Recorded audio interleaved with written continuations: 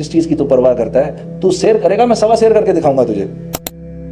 मेरी तो एक गर्लफ्रेंड है, ये रोज एक बदलता है। जब ये हम जिंदगी उनको दिखाएंगे तो कसूरवार हम होंगे। अब अल्लाह की मार बराह रास्त हम पर पड़ेगी। और जो गैरों से दिल में शफकत नहीं रखेगा, अल्लाह रब्बुल इज्जत उससे अपने दीन का काम नहीं लेंगे। या रसूलुल्लाह, आपके कलमे की तो हमारी नजर में कोई कीमत ही नहीं थी। ये अक्सर ये जुमला कह देते हैं।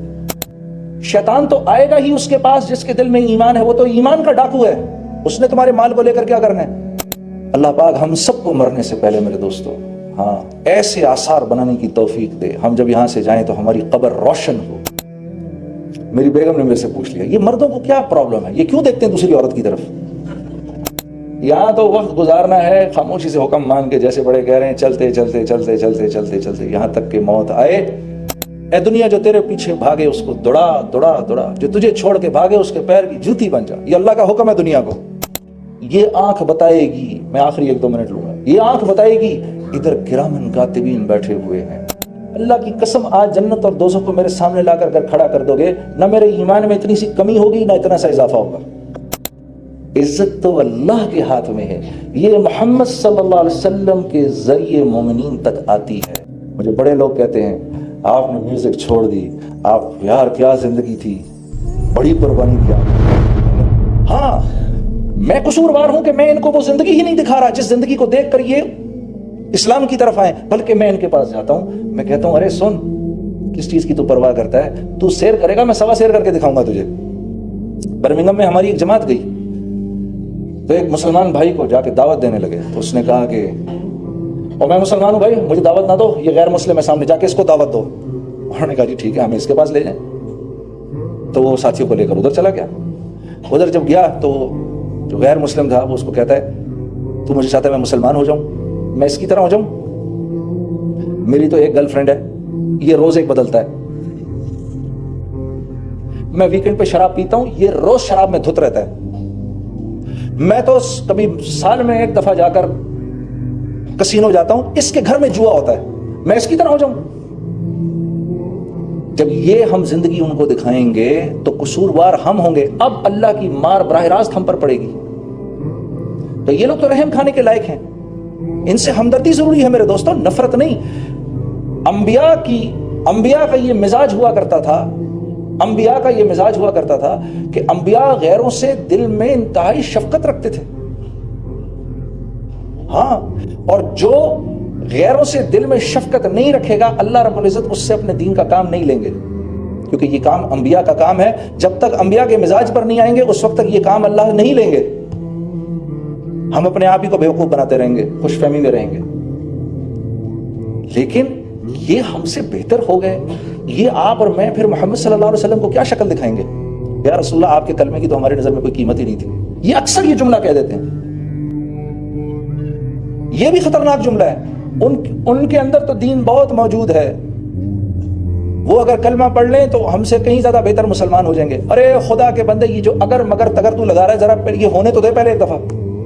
अगर यूं हो जाए, अगरचे, हालांकि, चूके, चुनाचे, ये सब तो बेकार की बातें हैं। शैतान तो आएगा ही उसके पास जिसके दिल में ईमान है, वो तो ईमान का डाकू है। उसने तुम्हारे माल को लेकर क्या करना है?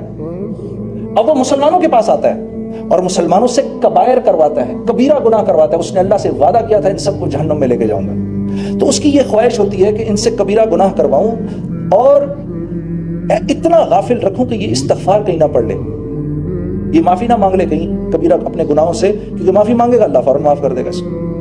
अल्लाह ने भी उसको ये कहा, ठीक है तूने जो करना है तू कर, लेकिन ये जितनी मर्तबा माफी मांगेंगे मैं इनको माफ कर दूंगा। तो उसने मट्टी उठा के अपने बालों में डाल ली। हाय हाय हाय, ये क्या हुआ? बिकॉज ही थॉट, मैंने एक नाफरमानी की, मैं जहन्नम से निकाला गया, ये 60-70 साल के लिए तो कम से कम आएंगे ही ना, एक नाफरमानी तो मैं भी करवा लूंगा इनसे, सब हम जाएंगे एक साथ ही। तो अल्लाह पाक ने कहा, नहीं, जितनी बार माफी मांगेंगे मैं उनको माफ कर दूंगा। अल्लाह आपका आना कबूल करे। एक मरतबा फिर भाई सब दोस्तों से दिल की गहराई से आपका शुक्रिया भी, आपने मुझे मौका दिया मैं यहाँ आकर आपसे बात करूं। अल्लाह पाक हम सबको मरने से पहले मेरे दोस्तों, हाँ, ऐसे आसार बनाने की तौफीक दे, हम जब यहाँ से जाएं तो हमारी कब्र रोशन हो। हम इस दुनिया में आए ही एक शानदार मौत बनाने के लिए, हम इस दुनिया में आए ही जन्नत में जाने के लिए। हम तो यहाँ की मखलूक ही नहीं है। हाँ, میں ایک مرتبہ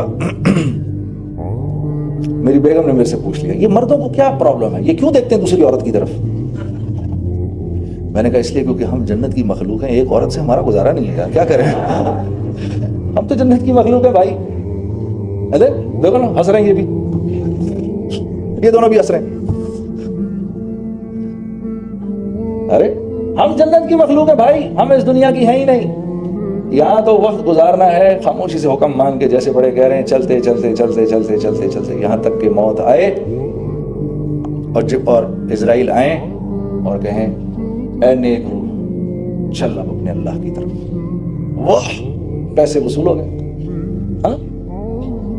یہ ہے, یہ شوق ہوا کرتا تھا صحابہ کو, اسی لیے تو دنیا پیروں میں پڑی رہتی تھی. جب دنیا کے پیچھے بھاگو گے یہ ہاتھ نہیں لگے گی, یہ ہاتھ نہیں لگے گی. اے دنیا جو تیرے پیچھے بھاگے اس کو دوڑا دوڑا دوڑا, جو تجھے چھوڑ کے بھاگے اس کے پیر کی جوتی بن جا. یہ اللہ کا حکم ہے دنیا کو. ہاں میرے دوست, ایمان اس لیے ضروری ہے, نہ ایمان کے بغیر یہ دل کی آنکھ نہیں کھلتی. اور ہم نے کہاں سے دیکھنا ہے؟ یہاں سے دیکھنا ہے, یہاں سے دیکھنا ہے.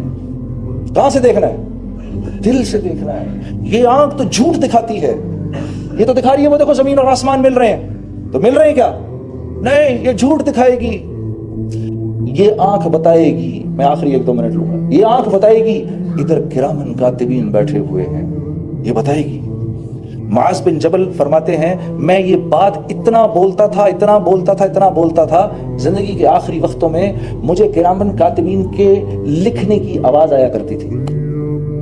ہاں, حضرت علی کرم اللہ وجہ فرما رہے ہیں میں نے جنت دوزخ اتنی بولی اتنی سنی, اللہ کی قسم آج جنت اور دوزخ کو میرے سامنے لا کر کھڑا کر دو گے, نہ میرے ایمان میں اتنی سی کمی ہوگی نہ اتنا سا اضافہ ہوگا.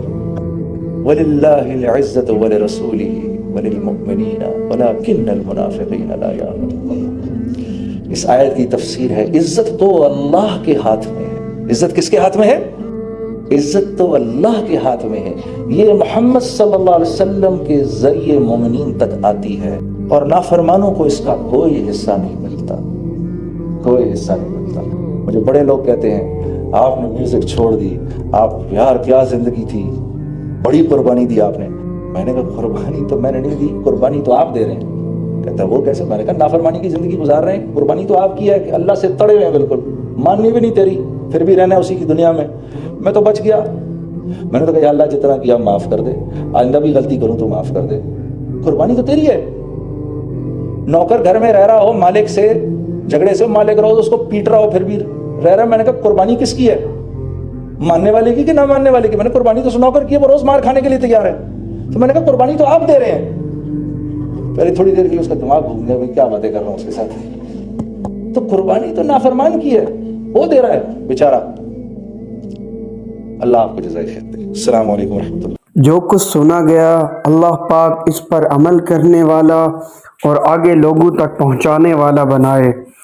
مزید اصلاحی بیانات کے لیے ہمارا یوٹیوب چینل بیوٹیفل بیان JJ کو سبسکرائب کریں اور ویڈیو کو لائک کریں. جزاک اللہ خیر.